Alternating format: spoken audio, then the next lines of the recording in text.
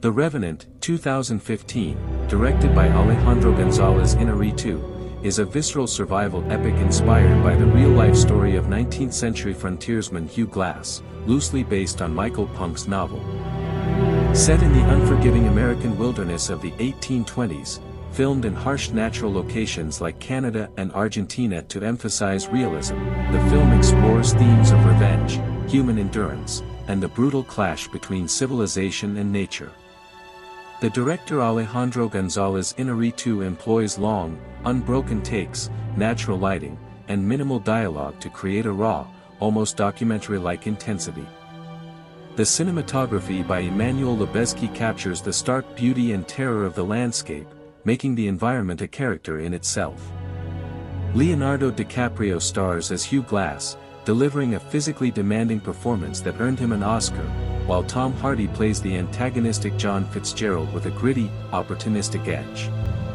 The story begins with a fur-trapping expedition led by Captain Andrew Henry, Domhnall Gleeson, in the Missouri Territory, amid tensions with Native American tribes, particularly the Iroquois, who are searching for a kidnapped daughter, Powaka.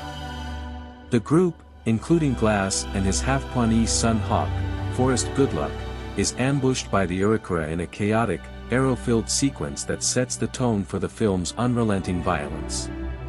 Many trappers are killed, but survivors escape downriver on a boat, abandoning their pelts. Hugh Glass, a skilled tracker with a deep connection to the land, shaped by his past marriage to a Pawnee woman and his adoption into her tribe, scouts ahead with Hawk and others, including the young Jim Bridger, Will Poulter, and the ruthless Fitzgerald.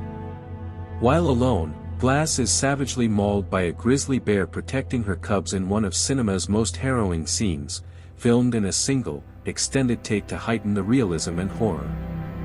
The attack leaves Glass with severe wounds, lacerated flesh, broken bones, and exposed ribs. He's carried back to camp on a makeshift stretcher, but his condition worsens, rendering him mute and immobile. Captain Henry, facing harsh winter conditions and limited resources, decides the group must press on but offers a reward for volunteers to stay with Glass until he dies and give him a proper burial. Fitzgerald, motivated by greed and self-preservation, agrees alongside Hawk and the naive Bridger.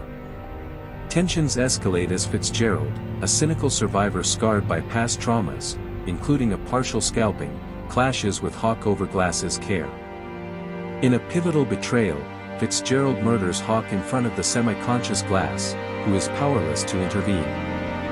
Fitzgerald then convinces the terrified Bridger that Iroquois warriors are approaching, forcing them to abandon Glass. To cover his tracks, Fitzgerald drags the still-breathing Glass into a shallow grave he digs hastily in the snow-covered earth, partially burying him alive with dirt and leaves before fleeing with Bridger. This leads directly to the so-called resurrection scene, where Glass, driven by sheer willpower and grief, claws his way out of the grave. Up to this point, the film has built a narrative of human fragility against nature's indifference.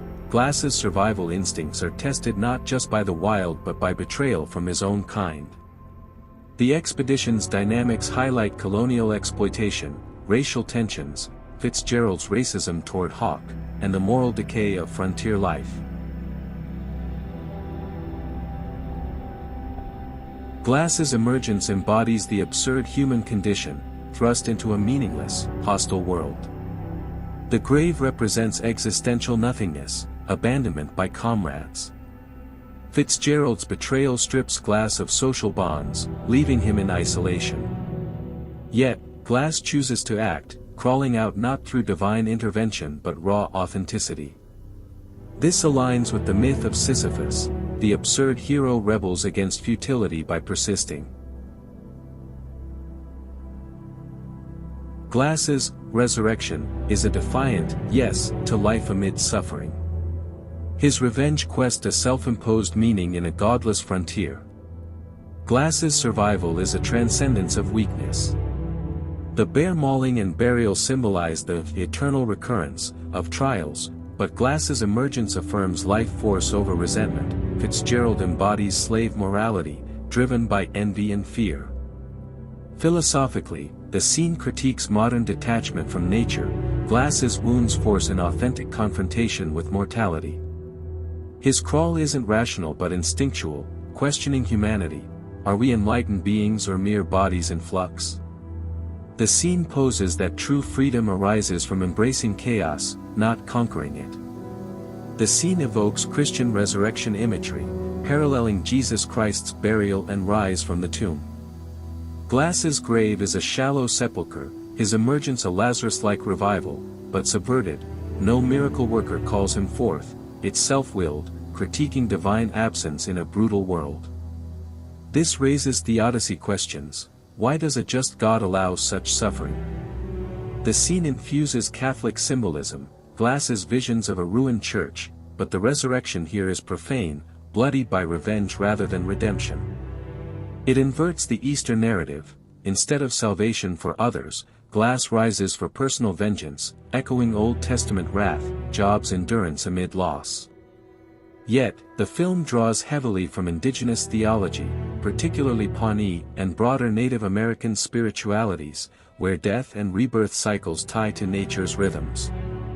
Glass's wife appears in visions, whispering Pawnee phrases, suggesting ancestral spirits guide his return, a shamanic journey through the underworld.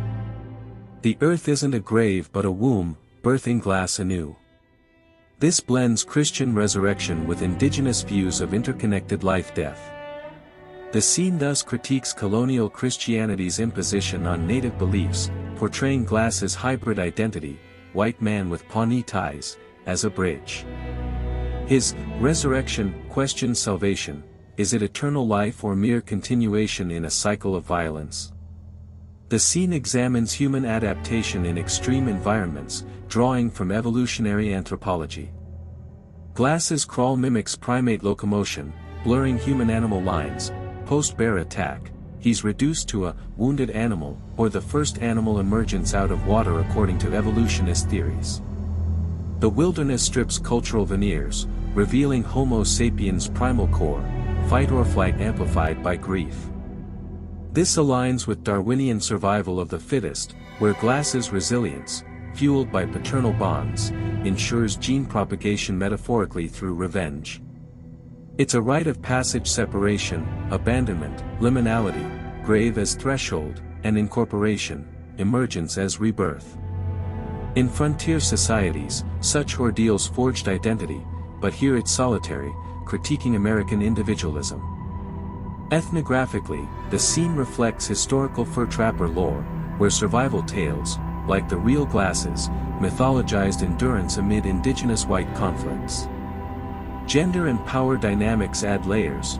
Fitzgerald's burial is an emasculation, but Glass's rise reasserts patriarchal vengeance, avenging his son, echoing anthropological studies of honor cultures in harsh ecologies. Ecologically, it highlights human embeddedness in ecosystems. Glass's resurrection from Earth underscores our dependence on nature. In sum, the scene isn't just plot progression but a multifaceted allegory, theologically ambivalent, and anthropologically primal. It challenges viewers to confront their own graves, metaphorical burials by betrayal or despair. The emotional and immersive terror of the resurrection sequence in The Revenant reaches its peak not just in Glass's physical emergence from the grave, but in the immediate prelude, his helpless witnessing of his beloved son Hawk's murder. This compounds the horror, turning a survival ordeal into profound psychological torment. Iñárritu masterfully immerses the audience by placing us in Glass's limited, agonized perspective, semi-conscious, paralyzed, and mute, making us feel the impotence and rage as acutely as he does. To visualize the intensity you're describing, here are key stills capturing the build-up to and heart of the resurrection moment, the murder, the shallow burial, and the clawing emergence. Glass's guttural, inarticulate cries create an auditory assault. There's no score to cushion the violence, it's raw ambient terror. We don't just watch Glass suffer, we inhabit his body, his powerlessness, as his only remaining bond. His son, a symbol of his lost Pawnee family and humanity, is severed in front of his eyes. The murder itself is intimate and cowardly. Fitzgerald stabs Hawk repeatedly while covering his mouth, all while taunting the watching Glass, "Look at me, your boy's gone." Hawk's final protective act, trying to shield his father, amplifies the paternal agony. Then, the burial, Fitzgerald drags the still-living Glass into the pit, shoveling dirt over him as Glass's hand weakly reaches out. The camera stays close, showing dirt falling on his face, his eyes wide in silent scream. This isn't quick death, it's prolonged entombment alive, compounded by fresh grief. Glass clawing through soil, gasping into the freezing air, becomes not heroic but desperate, fueled by that witnessed atrocity. His emergence is animalistic, primal, as if grief and rage have overridden biology. This is cinematic immersion into secondary trauma and survivor guilt at its most visceral. Glass doesn't just lose his son, he sees it, unable to intervene, mirroring real-world horrors like parental helplessness in violence. It evokes frozen witnessing imprints deeper than direct harm. The resurrection isn't renewal but trauma's eruption, vengeance as maladaptive coping, turning grief into fury. Building on resurrection motifs, the son's murder adds a sacrificial layer. Hawk dies, for his father, protecting him. Glass's rise echoes Job's suffering or Christ's passion, but tainted, he witnesses the crucifixion of innocence, rising before total death, not to forgive but to seek vengeance. The immersion horrifies because it strips civilization, we're reduced to witnessing beasts in men. This sequence lingers because it's not spectacle, it's empathetic torture. Few films make you feel so buried, so bereft, so driven to crawl out swinging. After Hugh Glass is mauled by the bear and left incapacitated, unable to speak or move much, John Fitzgerald offers a mercy kill to end his suffering quickly. He tells Glass to blink if he agrees, knowing full well that Glass is paralyzed and can't communicate otherwise. Fitzgerald then locks eyes with him in a prolonged, intense stare down, waiting. Glass fights desperately not to blink, holding his eyes open for an agonizingly long time, over a minute on screen, his gaze full of defiance and will to live. This is excruciating to watch because it's a cruel psychological trap. Blinking is involuntary eventually, eyes dry out, especially in pain and cold. Fitzgerald exploits human physiology to force consent. It strips Glass of agency, he's helpless, forced into a staring contest where losing means death. Fitzgerald narrates the inevitability, you're gonna have to blink eventually, turning it into sadistic mind games. He needs this pretext to justify murder to himself, and later to others, masking his selfishness, he just wants to flee danger and collect pay. When Glass finally closes his eyes, a slow, deliberate closure rather than a quick blink, in defeat/exhaustion, Fitzgerald interprets it as agreement and starts smothering him.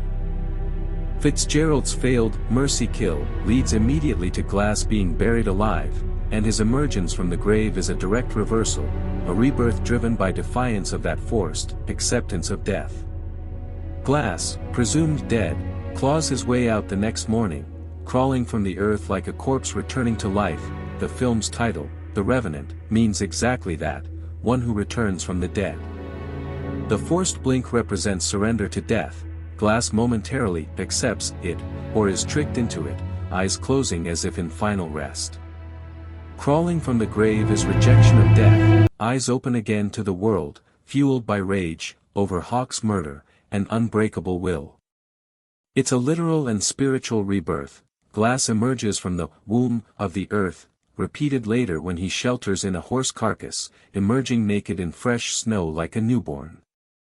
Glass becomes a revenant, a vengeful spirit haunting Fitzgerald, because he refuses the death Fitzgerald imposed.